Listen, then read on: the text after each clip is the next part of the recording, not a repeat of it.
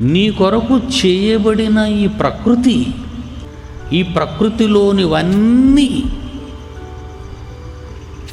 మీకు ఇష్టమని మర్చిపోకండి. ముక్కు ఎన్నో వాసనలు చెప్పగలుగుతుంది.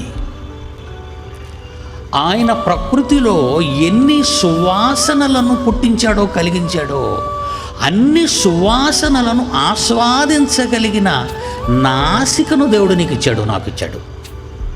వాసన రాగానే అది మల్లె పువ్వుదా, గులాబీ పువ్వుదా, సన్నజాజుదా, చామంతిదా ఎలా చెప్పగలుగుతున్నారు మీరంతా?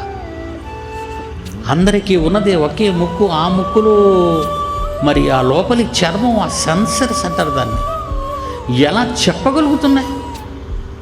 మనిషి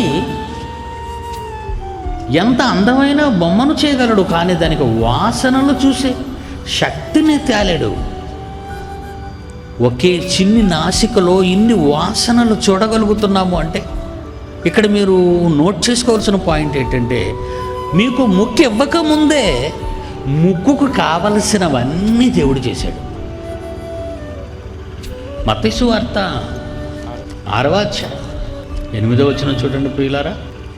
మీరు మీ తండ్రి అయిన పరలోకపు తండ్రి నన్ను అడగక మునుపే మీకు అవసరమైనవేమో ఆయనకు తెలియను.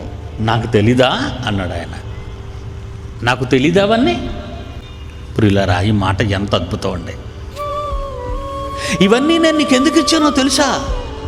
ఇవన్నీ అనుభవించే నువ్వు నా కోసం బ్రతకాలి.